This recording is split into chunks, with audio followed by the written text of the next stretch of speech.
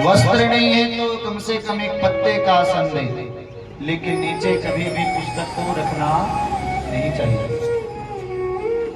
वसुंधरा ना सहते, वसुंधरा जो माँ पृथ्वी है, इनके भार को नहीं सहन कर पाती। और कामिनी कुच्च मर्दन, कामिनी मतलब जो माताएं हैं, स्त्रियां जो है, उनका हृदय स्थल भी यदि पृथ्वी में स्पर्श होता है प्रणाम, जैसे कुछ माताओं का स्वभाव होता है कि सो के प्रणाम करती हैं।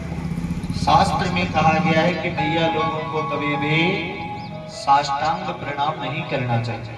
अपने घुटने को मोड़ करके और सामने झुक करके प्रणाम करें, लेकिन कभी भी अपने महाराज हृदय स्थल को जमीन में स्पर्श ना करावे। क्यों नहीं करावे? तो कहा गया है कि साष्टांग प्रणाम करने से स्त्री का सभी शरीर जो है वो जमीन पर स्पर्श करता है। और माताएं अपने गर्भ में महाराज संसार को वृद्धि करने वाला, संसार का सृजन करने वाला पुत्र अपने संतानों को धारण करती हैं। जिस तरह से माँ पृथ्वी हम लोगों को धारण करती हैं, इसलिए वो माँ कही गई है, उसी तरह से उनके भी गर्भ में एक जीवन पलता है। कोई माँ अगर अपने गर्भ को माँ पृथ्वी से स्पर्श कराती हैं, तो माँ पृथ्वी इनके गर्भ और हृदय स्थल के भार को सहन नहीं कर पाती। इसीलिए कामिनी कुच्च मर्दनम। और कभी भी एक हाथ से प्रणाम नहीं करना चाहिए। कई लोगों का स्वभाव होता है, देखिए प्रणाम तो करने की जो सनातन परंपरा है वो क्या है कि अभिमुखी गोत्र नामोच्चारण पूर्वकम नमस्कार। हम किसी के चरण में प्रणाम करें तो अपने नाम और गोत्र का उच्चारण करके प्रणाम करना चाहिए। इसका प्रमाण मिलता है राम जी के जीवन में। जब राम जी माँ सती के चरणों में प्रणाम करते हैं तो कहते हैं, मैया मैं दशरथ नंदन राम हूँ और मैं आपके चरणों में प्रणाम कर रहा हूँ। तो अपने पिता आदि का नाम लेकर के प्रणाम करने की परंपरा है। और क्या है कि दाहिने हाथ से दाहिने चरण को स्पर्श करें और बाएं हाथ से बाएं चरण को स्पर्श करें, उसके बाद प्रणाम करें। चरण में क्यों प्रणाम किया जाता है? क्योंकि नारायण का निवास स्थान चरण में माना गया है।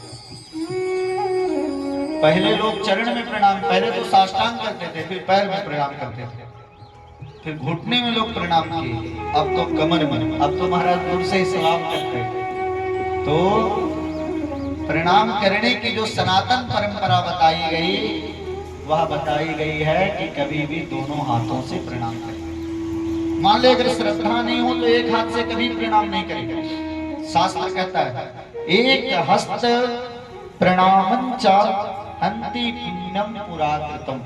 एक हाथ से किया गया प्रणाम सभी पुण्यों को नष्ट कर देता है। हम जिसको प्रणाम करते हैं एक हाथ से, वो हमारे सभी पुण्य को ले जाते हैं। इसलिए गुरु को प्रणाम करना हो, ब्राह्मण को करना हो, पति को करना हो, अपने से बड़े श्रेष्ठ जनों को, माता पिता के चरणों में प्रणाम करना हो, भगवान को प्रणाम करना हो, कभी एक हाथ से प्रणाम नहीं करें। क्योंकि एक हस्ते प्रणामंच एका चैव प्रदक्षिणा अकाले दर्शनम चैव सर्व कार्यम विनश्यति। एक हाथ से किया गया प्रणाम और एक की गई परिक्रमा। कुछ देवी देवता का एक परिक्रमा कर सकते हैं, एक परिक्रमा भी नहीं करनी चाहिए। इसलिए जुगल सरकार, जैसे राधा गोपाल जी की हम परिक्रमा करें तो कम से कम 2, श्री सीताराम जी का करें तो 4 परिक्रमा। परिक्रमा का प्रमाण बताया गया है। एका चंद्या रवि सप्ताह तीसरा कार्या विनायक हरे चतस्रा कर्तव्या शिवस्यार्ध प्रदक्षिणा। देखिए किस देवता का कितना परिक्रमा करना चाहिए, उसके बारे में पुराणों का प्रमाण है। एका चंद्या माँ चंडी, उनके जितने भी अवतार हैं, दुर्गा हो, काली, जो भी उनके एक परिक्रमा की जाती, 5 भी की जाती है।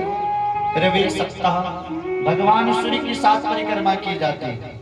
और तीसरा कार्या विनायक। भगवान गणेश का 3 परिक्रमा की जाती है।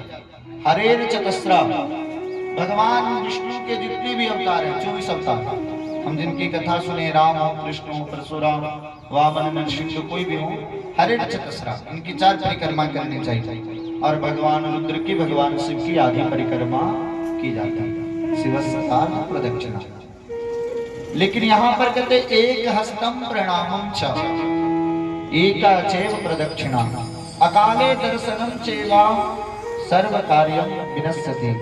एक प्रदक्षिणा और शयन के उपरांत देव दर्शन, सोने के बाद देवताओं का दर्शन, ये सभी समस्त पुण्यों को नष्ट कर देता है। जो बहुत ऊपर के भक्त हैं उनके जीवन में तो ये लागू नहीं होता, लेकिन सामान्य लोगों के जीवन में लागू होता है कि एक हाथ से किया गया प्रणाम और एक परिक्रमा समस्त पुण्यों को नष्ट कर देती है। इसलिए जन्म प्रवृत्त यत् किंचित सुकृतिम समुपार्जितम तस्य सर्वम निष्फलम याति एक हस्त अभिवादनात्। स्मृति ग्रंथों में कहा जाता है, धर्म शास्त्रों में, कि एक हाथ से किया गया प्रणाम जीवन के समस्त पुण्यों को नष्ट कर देता है। इसलिए नारायण, हम लोग राम जी के जीवन का दर्शन करें। राम जी कैसे परिक्रमा करते हैं कि जोरी पानी प्रभु कीन्ह प्रणामो, जोरी पानी प्रभु कीन्ह प्रणामो, पिता समीप लीन निधि नामो, पिता समीप लीन निधि नामो, जोरी पानी प्रभु कीन्ह प्रणामो, जोरी पानी प्रभु कीन्ह प्रणामो। भगवान श्री राम जी भी जब मां सती के चरणों में प्रणाम करते तो जोरी पानी प्रभु कीन्ह प्रणाम, प्रणाम करते हैं। किस प्रकार से? दोनों हाथों को जोड़ करके, और पिता समेत लीन निज नामो, अपने पिता का नाम लेते हैं कि मैं महाराज दशरथ का पुत्र राम, माँ आपके चरणों में प्रणाम कर रहा हूं। तो ये प्रणाम करने की सनातन परंपरा बताई है। प्रियव्रत जी ने प्रणाम किया ब्रह्मा जी के चरणों में। प्रणाम करने के बाद ब्रह्मा जी अत्यंत प्रसन्न हो गए। इतने प्रसन्न हुए कि पुत्र अब तुम सृष्टि का विस्तार करो। और ऐसे श्री प्रियव्रत जी के ही वंश में महाराज आगनिद्र हुए। आगनिद्र के पुत्र नाभि हुए। नाभि के पुत्र ही भगवान ऋषभ जी हुए। बोलिए ऋषभदेव भगवान की। नारायण ये भगवान के 8वें अवतार माने गए हैं। भगवान ऋषभ जी बहुत बड़े त्यागी महात्मा हैं। इनके 100 पुत्र हैं। समय मिलता है तो अपने पुत्रों को बैठा करके और महाराज सत्य उपदेश करते हैं। प्रत्येक गृहस्थ का ये धर्म है कि समय समय पर अपने संतानों को अच्छे संस्कारों की शिक्षा दें, क्योंकि आप सदगृहस्थ हैं। आपके आने वाली पीढ़ी कैसी होगी इसका निर्माण आपको स्वतः करना है। नारायण धन तो आप खूब कमा लीजिएगा, अपने संतानों के लिए धन खूब संग्रह कर दीजिएगा, लेकिन वृद्धावस्था आएगी तो एक भी संतान आपके पास नहीं रहेगा। इसलिए समय पर उनको संस्कारों की शिक्षा भी दीजिए, क्या कि ताकि जीवन में संस्कार सदैव बना रहे। क्योंकि संस्कार विहीना पशुभी समाना। जिस मनुष्य के जीवन में संस्कार नहीं है वह मनुष्य होते हुए भी पशु के तुल्य है। इसलिए धन यदि आप कम दिए हैं और संतान योग्य है तो धन अर्जित कर लेगा आप, लेकिन संस्कार यदि आप अपने संतान को नहीं दे पाए और धन बहुत दे दिए तो वो धन को बचा नहीं पाएगा, क्योंकि धन को बचाने के लिए भी संस्कारों की आवश्यकता पड़ती है। एक दिन अपने समस्त पुत्रों को भगवान ऋषभदेव ने अपने पास बुलाया, सबको बैठाया। बैठो भैया। सब पुत्र बैठ गए और पुत्रों को भगवान ऋषभदेव ने प्रश्न किया कि बताओ आप सभी लोग कि ये मानव जीवन आप लोगों को क्यों मिला? कि पिताजी पहले तो खूब भोजन किया जाए, चकाचक शरीर को खूब बलवान बनाया जाए, खूब पढ़ा लिखा जाए, खूब धन का को अर्जित किया जाए। कि नहीं नहीं, यह कार्य तो हम अन्य योनियों में भी प्राप्त कर सकते हैं। पशु भी मेहनत करता है, हम भी मेहनत करते हैं। पशु भी संतानोत्पत्ति करता है, हम भी संतानोत्पत्ति करते हैं। महाराज पशु भी सोता है, हम भी सोते हैं। तो क्या मनुष्य का जीवन केवल इसी के लिए मिला? तो नहीं। बड़े भाग्य मानुष्य तन पावा, बड़े भाग्य मानुष्य तन पावा, सुर दुर्लभ सदे ग्रंथ निगावा, सुर दुर्लभ सदे ग्रंथ निगावा, साधन धाम मोक्ष करवारा, साधन धाम मोक्ष करवारा, पाई न जेहि परलोक सवारा, पाई न जेहि परलोक सवारा। पुत्रों, ये मनुष्य का जीवन बड़े भाग्य से मिला है। इस मनुष्य जीवन को प्राप्त करने के लिए, मानव बनने के लिए देवता लोग भी लालायित रहते हैं। ये साधनों का धाम है, साधन धाम। और मोक्ष रूपी कमरे में जो ताला बंद है, उस ताला को खोलने की यदि कोई कुंजी है, कोई चाबी है, तो वह मनुष्य का शरीर ही है। मनुष्य शरीर के द्वारा ही भगवत प्राप्ति की जा सकती है। इसलिए नायं देहो देह भाजां नृलोके कष्टान कामा नरहते बिडभुजां में तपो दिव्यं पुत्र कायेन सत्वं शुद्धेदयस्मान् ब्रह्म सौख्यं तदनन्तम्। भगवान ऋषभदेव कहते हैं कि पुत्रों, इस मृत्यु लोक में यह मनुष्य शरीर दुख में विषय भोग प्राप्त करने के लिए ही नहीं है, क्योंकि विषयों को भोग करके कभी मन को तृप्ति नहीं मिलती। विषय जब तक आप नहीं भोगे हैं तब तक तो उसमें आनंद दिखता है, लेकिन विषय सुख को भोगने के बाद फिर मन महाराज अशांत हो जाता है। ये भोग तो विष्ठा रूपी, ये जितने भी भोग है, भोजन का आनंद लेना, महाराज काम का आनंद लेना, निद्रा का आनंद लेना, ये तो सूकर आदि योनि में भी हमें प्राप्त हो सकता है। कुकर सूकर योनि प्राप्त कर लेंगे तब भी हम इन आनंदों को ले सकते हैं। इस शरीर से तो दिव्य तप किया जाए, भगवान की प्राप्ति करने के लिए जो है साधन किया जाए, जिसके द्वारा ठाकुर जी हमको मिले, जिससे अंतःकरण शुद्ध हो, क्योंकि इसी से अनंत ब्रह्मानंद की प्राप्ति होती है। और वो ब्रह्मानंद कहाँ पर मिलेगा? वो ब्रह्मानंद आपको कौन देंगे? तो कहते महत् सेवां द्वारमाहुर विमुक्तेस् तमो द्वारं योषितां संगे संगम्। महापुरुषों की सेवा करो, महापुरुषों के चरणों में बैठ करके अपने जीवन का दर्शन करो। कि महापुरुषों के चरणों में बैठोगे तो क्या होगा? तुम्हारे लिए मोक्ष का द्वार खुल जाएगा। द्वार माहुर विमुक्तेस, जो मुक्ति का द्वार है, वह द्वार यदि कोई खोल सकते हैं तो महापुरुषों का संग। इसलिए महापुरुषों का संग करो। और यदि महत्पुरुषों का संग नहीं करोगे तो कामी पुरुषों का संग करोगे। और कामी पुरुषों का संग कैसा है? तो तमो द्वारम योषितां संगे संगम।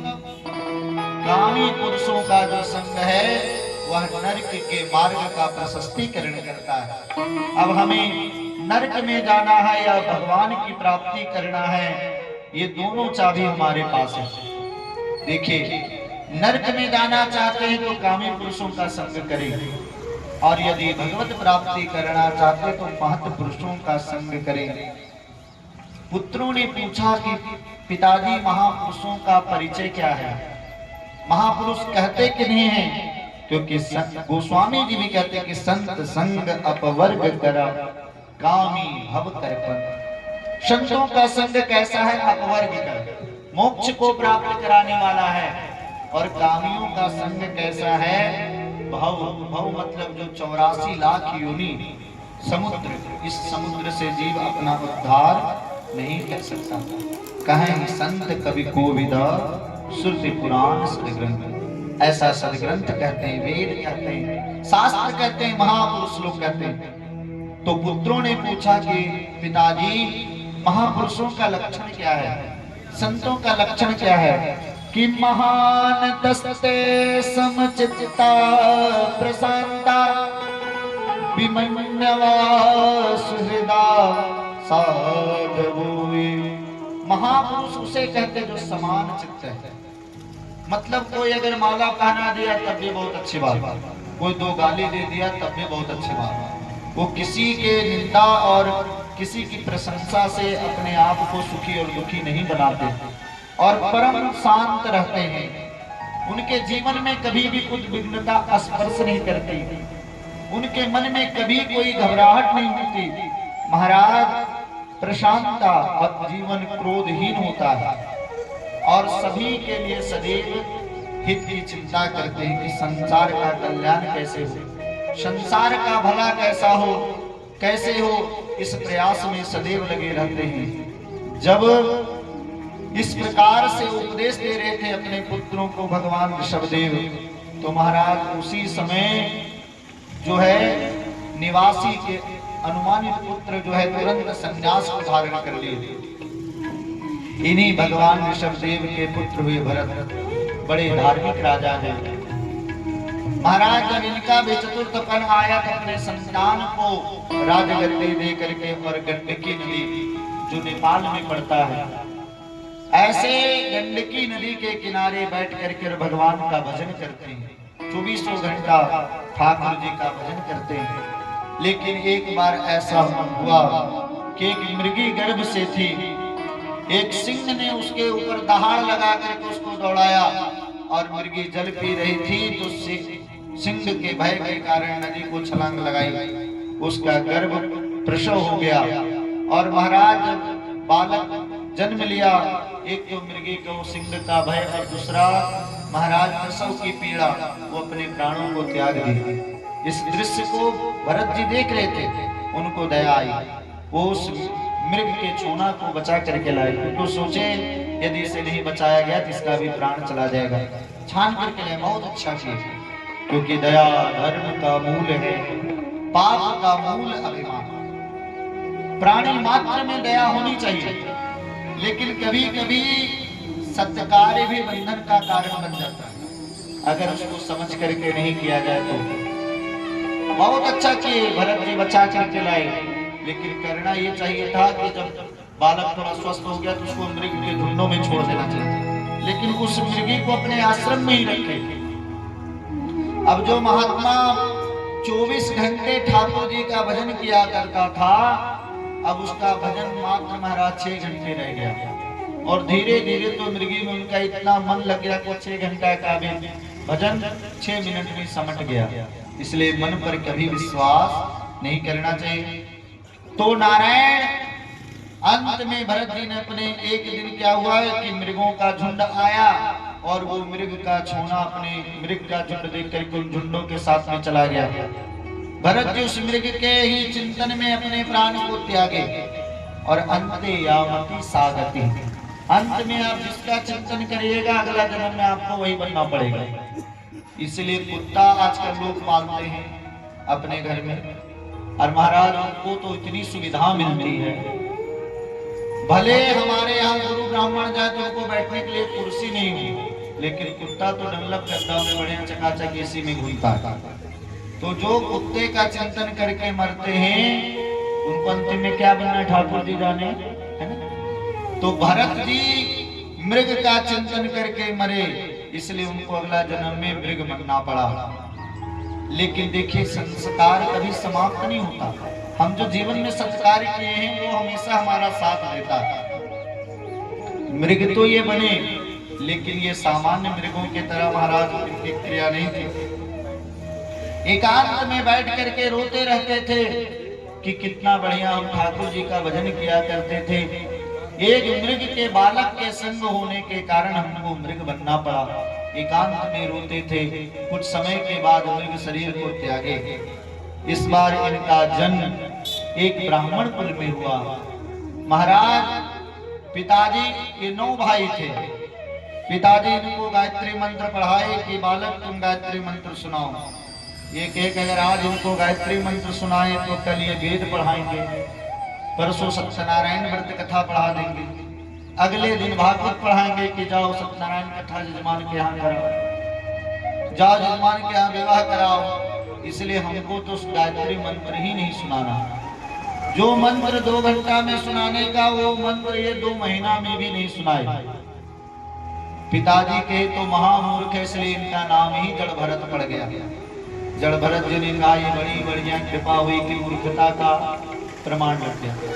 अब हमसे विवाह कौन करेगा, क्योंकि कोई भी अच्छा व्यक्ति तो हमें अपने कन्या देगा नहीं। अब तो बस ठाकुर जी का भजन करना है।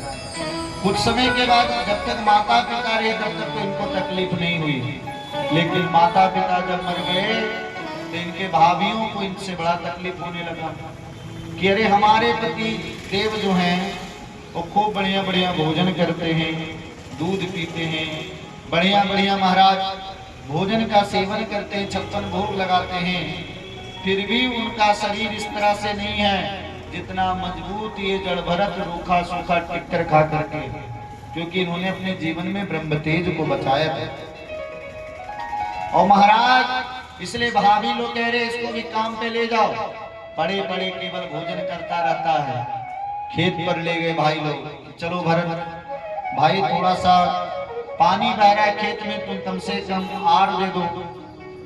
तब भरत जी सोचे अगर आज ये किए तो कल हल पकड़ाएगा लोग, परसों कहेगा धान का बुआई कर दो। इसीलिए अगर उनको ये कहा जाए महाराज पहाड़ बना दे, एक जगह तो पहाड़ बना दे, बाकी सब जगह से पानी बहे, भाई लोग मना कर दे रहे छोड़ दो तुमसे कुछ नहीं होगा, कि तुम तो बस फसल की देखभाल किया करो। भरत जी को लगा कि कुछ नहीं देखना, हमें तो बस ठाकुर जी का भजन करना है। और ये सोच करके भरत जी वही महाराज खेत पर ही रहते थे और खेत पर रह करके ठाकुर जी का भी भजन किया करते थे और सदैव कहते थे कि राधे का नाम अनमोल बोलो राधे राधे, राधे का नाम अनमोल बोलो, हाँ श्यामा का नाम अनमोल बोलो राधे राधे श्यामा।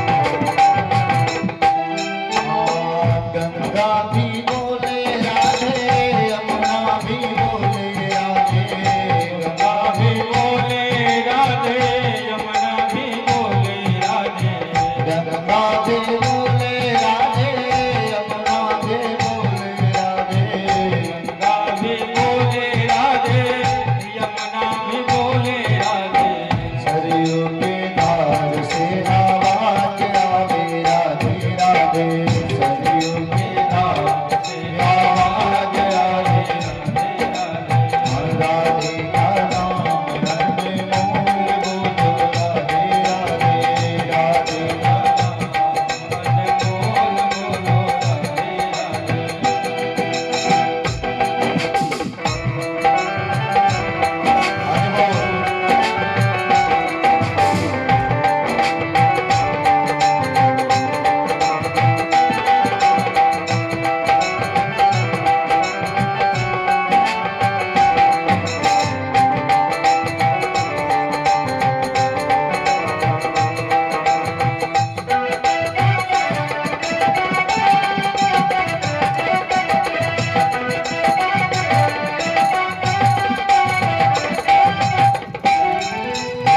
चंद्रा भी बोले राधे, सूरज भी बोले राधे, चंद्रा भी बोले राधे, सूरज भी बोले राधे, चंद्रा भी बोले राधे, सूरज भी बोले राधे, गंगा भी बोले राधे, सूरज भी बोले राधे, तारों के मंडल से आवाज आवे राधे राधे, तारों के मंडल से आवाज आई राधे राधे, राधे का नाम मोल बोलो राधे राधे, राधे का बोल बोलो राधे राधे,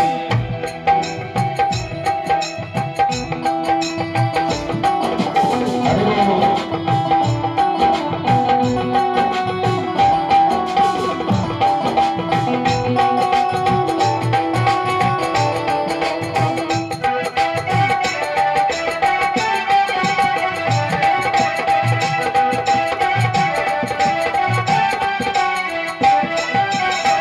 गैया भी बोले राधे, ग्वाले भी बोले राधे, गैया भी बोले राधे, ग्वाले भी बोले राधे, गैया भी बोले राधे, ग्वाले भी बोले राधे, गैया भी बोले राधे, ग्वाले भी बोले राधे, रज की सब गलियों से आवाज आवे राधे राधे, रज की सब गलियों से आवाज आवे राधे राधे, राधे का नाम मोल बोलो राधे राधे, राधे का नाम बोल बोलो राधे राधे, राधे का नाम मोल बोलो राधे राधे, राधे का नाम बोल बोलो राधे राधे। राधे। तो नारायण ये वही खेतों पर रह करके राधा रानी का भजन किया करते थे। एक बार महाराज भीलों का राजा था, उसने नरबली माता रानी के चरणों में जो है संकल्प किया कि माँ यदि हमारा कोई संतान हुआ तो आपको नरबली चढ़ाऊंगा। उनको संतानोत्पत्ति हुई, पुत्र का जन्म हुआ। सेवकों को आदेश दिया कि जो मिले उसे पकड़ करके ले आओ। और कोई मिला नहीं, जड़ भरत जी मिल गए मोटे तगड़े। जड़ भरत जी को पकड़ करके ले आए। पहले तो खूब बढ़िया भोजन कराया, स्नान कराया, खूब भोजन पाए प्रेम से। फिर सरदार ने कहा कि महाराज माथा झुकाओ। वो तलवार लेकर के खड़ा हो गया कि क्यों भैया, कि ये जो 56 भोग लगा महाराज वो इससे नहीं मिला हुआ। अब जिस प्रकार से आपने भोजन की सेवा को स्वीकार की, उसी तरह से ये भी सेवा स्वीकार करो। ये ब्रह्म ज्ञानी है और ब्रह्म ज्ञानियों के लिए शरीर तो एक वस्त्र होता है। इसलिए उन्होंने तुरंत माता रानी की इच्छा को समझ करके माता रानी के चरणों में प्रणाम किया, सर झुकाया। माँ को लगा कि ये तो ब्रह्म ज्ञानी है। जाने अनजाने में भी अगर ये मारे गए तो प्रभु हमें क्षमा नहीं करेंगे। इसलिए माँ प्रतिमा से प्रकट हो गई। बोलिए माता रानी की। क्योंकि या देवी सर्वभूतेषु दयारूपेण संस्थिता। नमस्तस्यै नमस्तस्यै नमस्तस्यै नमो नमः। वो दया की मूर्ति हैं और ऐसे दयामयी जो माँ हैं उनके चरणों में भी किसी भक्त का, महाराज निरपराध भक्त का यदि बलि चढ़े तो उन्हें वो कभी स्वीकार नहीं करती। खड्ग लेकर के माता रानी प्रकट हुई और समस्त जो भील जाति के वहां जितने लोग मारने वाले थे उनका उन्होंने उद्धार किया। कुछ समय के बाद मंदिर का पूरा वातावरण बदल गया। श्री जड़ भरत जी ने अपने सर को उठाया तो सभी तरफ लोग पड़े हुए हैं। माता रानी के चरणों में प्रणाम किया कि माँ की कृपा से मैं बच गया, आगे चल दी। ठाकुर जी का भजन करते हुए जा रहे तो सिंधु सोबिर देश के राजा थे, उनका नाम था रहुगण। नित्य प्रति वो भगवान की कथा में जाया करते थे। तो कहार लोग उनको ले जा रहे थे, उसमें से एक कहार बीमार पड़ गया। जब बीमार पड़ गया तो कहारों ने सोचा भाई अब 3 ही हम लोग बचे तो एक व्यक्ति किसी और को ढूंढा जाए। तुम लोगों को कोई और नहीं मिला, ये मिले जड़ भरत जी मुंडे तगड़े थे। आओ लग जाओ पालकी ढोने में महाराज का, रख दो भैया कंधे पर। अब कहार बहुत तेजी से चलते थे, लेकिन ये तो महात्मा है, ये नीचे जमीन देख करके चलते और बहुत धीरे धीरे, और कहीं चीटा चीटी दिख जाए तो और कूद जाए चीटा चीटी को बचाने के लिए। अब पालकी ढोने वाला व्यक्ति यदि कूदेगा तो पालकी की क्या स्थिति होगी, पालकी हिल जाती थी। महाराज के सर में चोट लगा। रहुगण बोला एक तो तुम लोग इतने मर मर के चल रहे हो और ऊपर से चलना भी नहीं आता, बीच बीच में उछल जाते, हमें कष्ट हो रहा है। सेवकों ने कहा कि महाराज हम लोग तो ठीक ही चल रहे हैं, लेकिन ये जो महाराज अभी लगे हुए हैं यही बीच बीच में कूद जाते हैं। फिर कुछ दूर चले, बहुत भला बुरा कहा, कोई ध्यान जड़ भरत जी ने लिए। फिर थोड़ा दूर चले, फिर उनको चीटा चीटी दिखा, फिर कूद गए। अब तो रहुगण को क्रोध आ गया। तब सोचे जड़ भरत जी आज तक ये महापुरुष जीवन में कभी नहीं बोले थे, आज पहली बार बोले और इतना प्यारा बोले कि महाराज भागवत जी का एक बहुत विशेष संवाद हो गया। क्यों बोले? क्योंकि आज तक इनको कोई पात्र नहीं मिला था बोलने वाला, और महापुरुष जब तक पात्र नहीं मिलता तब तक अपनी बातों को नहीं बोलते। आज लगा जड़ भरत जी को कि रहुगण पात्र है, नित्य सत्संग में जाता है। केवल इसमें दुर्गुण इतना है कि महाराज दुर्गुण यही है इसके अंदर कि इसमें थोड़ा सा राजसी अभिमान है, क्योंकि राजा है। अगर ये अभिमान इसका दूर हो जाए तो ये भगवान का परम भक्त बन जाए। दूसरा बात इसलिए बोले क्योंकि इसका संत जाने अनजाने में किसी भी तरह से एक संत के कंधे पर उठा है। अगर इसको दुर्गति होगी तो संसार के लोग कहेंगे करे संत भी जिसका बोझ उठाया वह भी दुर्गति को प्राप्त किया। क्योंकि ये हमारा अपमान करेगा तो हमारे अपमान के कारण ठाकुर जी से क्षमा नहीं करेंगे। इसलिए जड़ भरत जी ने बोला कि त्वयोदितं व्यक्तमभि प्रणब्धं भर्तुर समीक्षा यति वीर भारा गंतुर यदेशादधिगम्य मध्वा पीवे तिरासो न बिना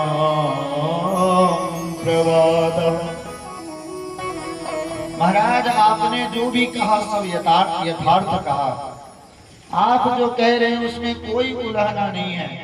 आपने कहा कि भार नहीं ढो पाते तो मैं किसका भार ढोऊं, क्योंकि ढोने वाले के लिए कोई भार होता है, मैं तो ढोने वाला नहीं। यदि आप कहते कि मार्ग में तुम ठीक से चल नहीं पा रहे हो, तो चलने वाला तो कोई और है, मोटापन उसी का है।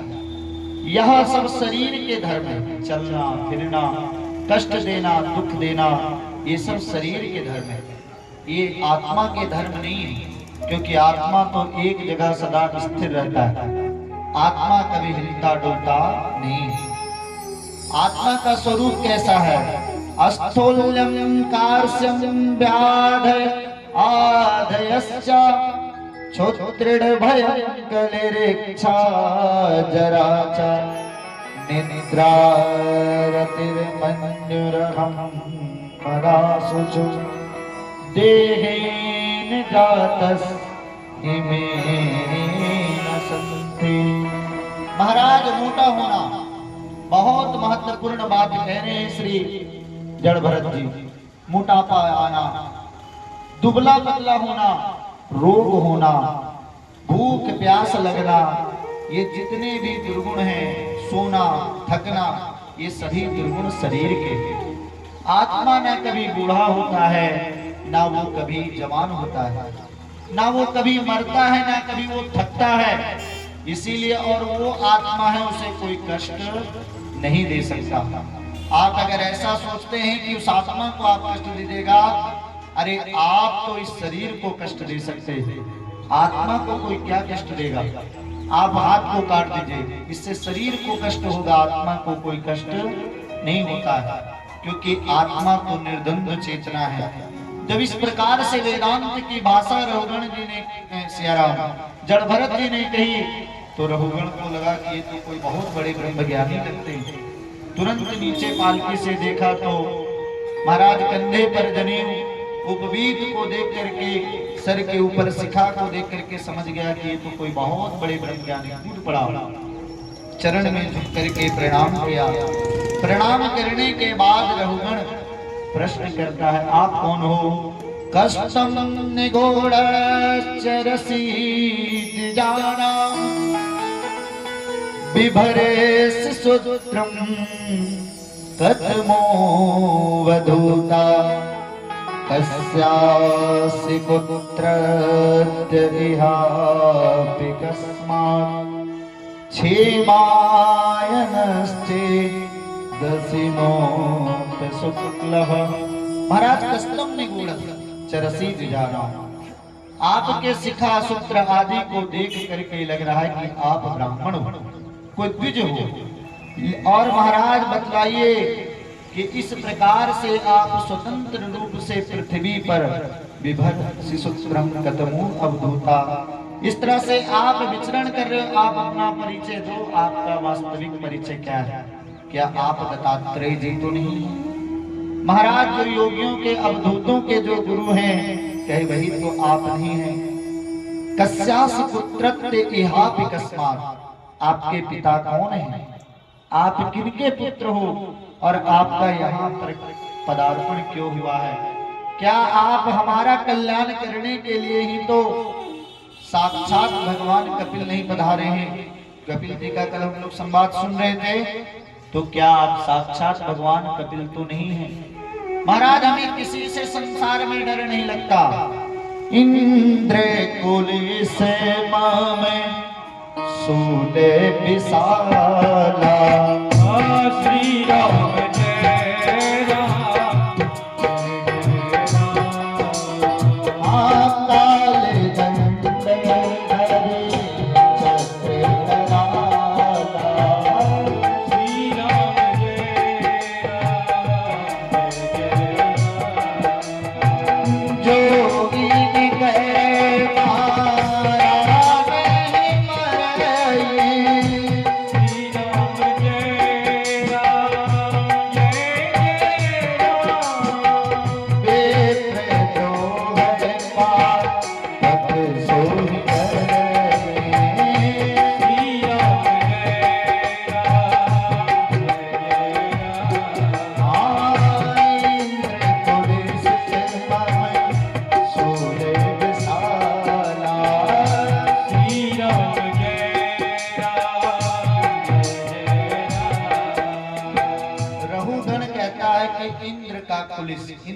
वज्र से, भगवान शिव के त्रिशूल से, काल के दंड से और भगवान नारायण के सुदर्शन चक्र से भी हमें डर नहीं लगता। लेकिन मैं ब्राह्मण से बहुत डरता हूँ, क्योंकि वर्णानाम ब्राह्मणा गुरु, ब्राह्मण सभी वर्णों का गुरु है। इसलिए महाराज आप अपना परिचय दें। क्या आप दत्तात्रेय हैं? क्या आप भगवान कपिल हैं? महाराज आप हम पर कुपित नहीं हो। श्री जड़भरत जी ने कहा कि हूं तो मैं ब्राह्मण ही, लेकिन खतरनाक वाला ब्राह्मण नहीं हूं, तुम्हें डरने की आवश्यकता नहीं है।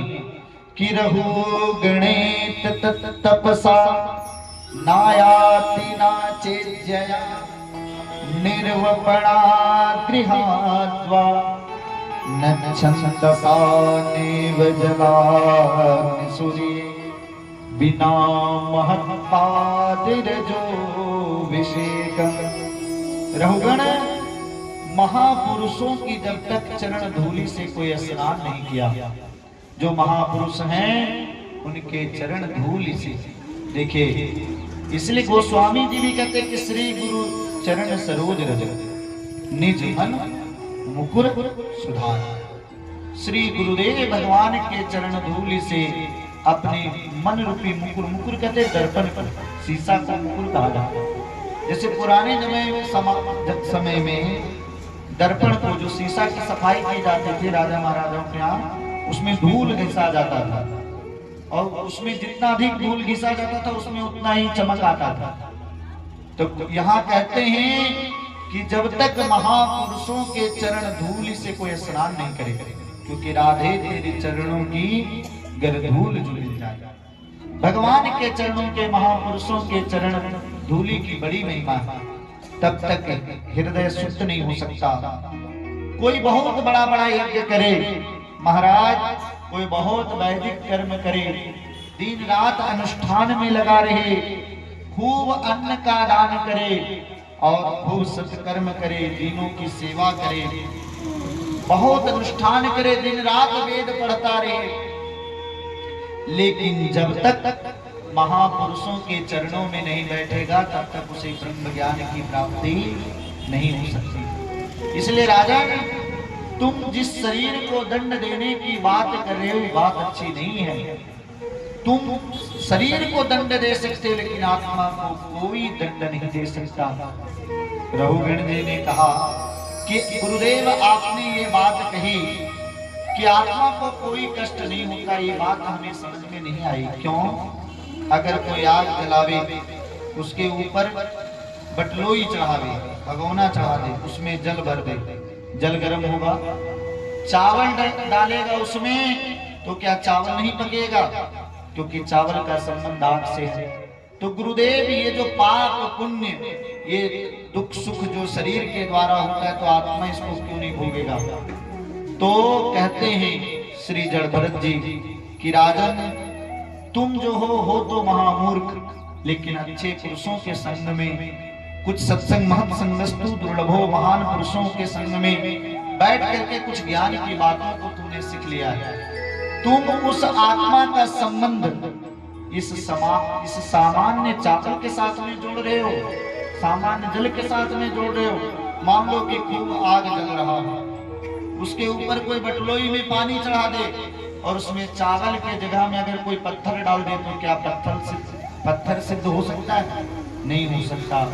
उसी प्रकार से राजन, यह जो कर्म सुख दुख को जो भोगने वाला है वह शरीर है, आत्मा कभी नहीं भूलता। महाराज आप हैं कौन? आप अपना परिचय तो दें।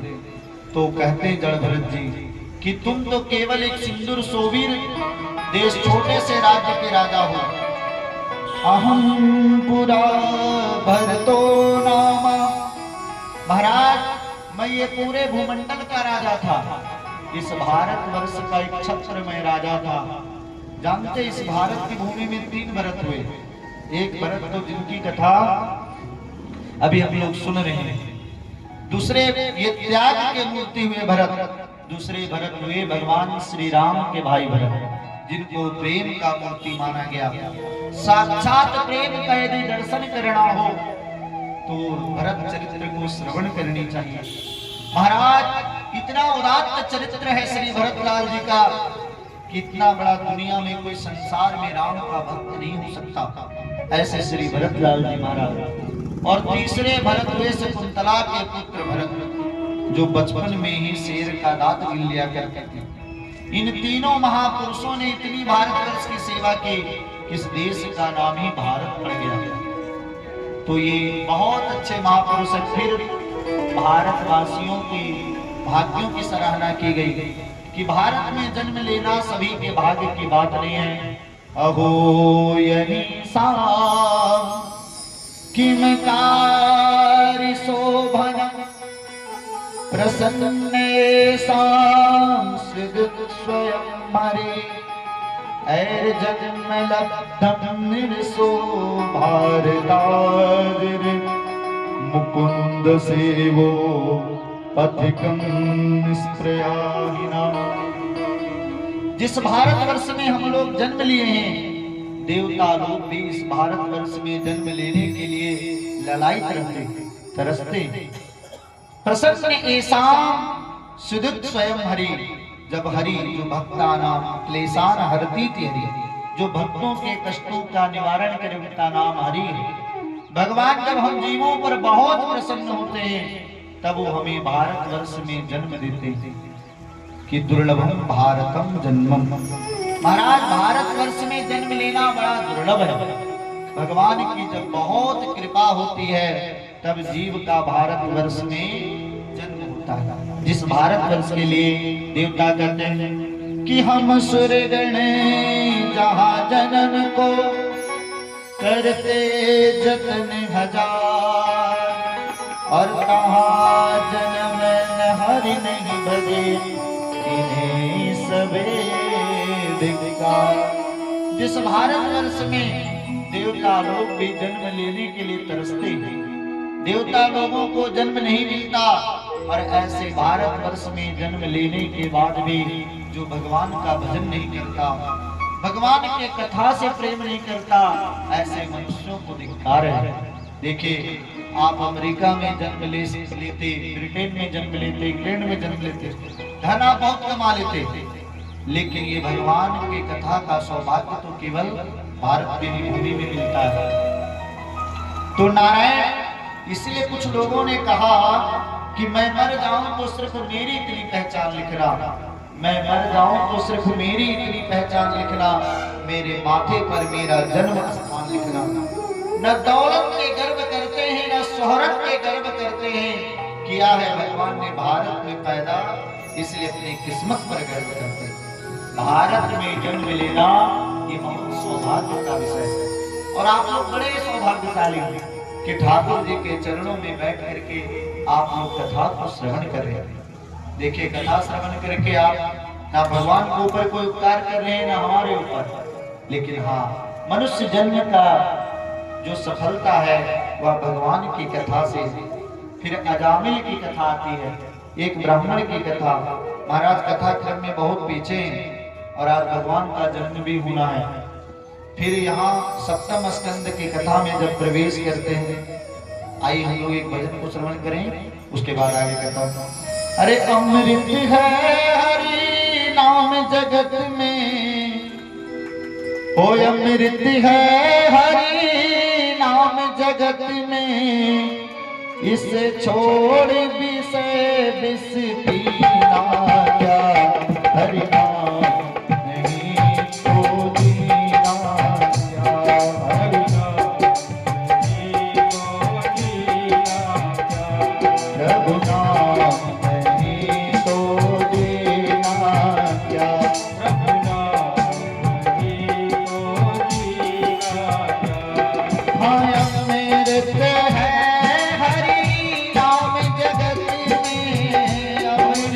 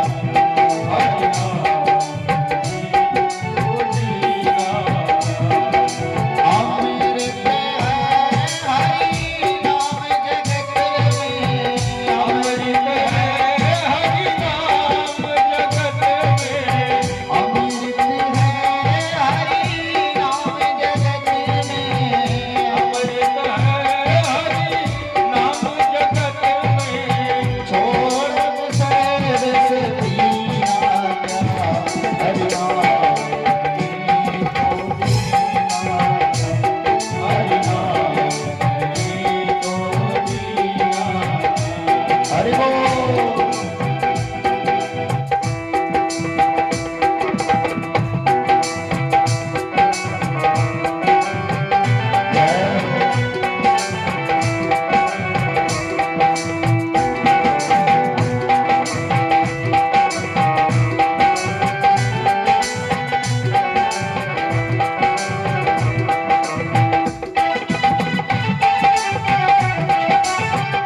हरि बोल।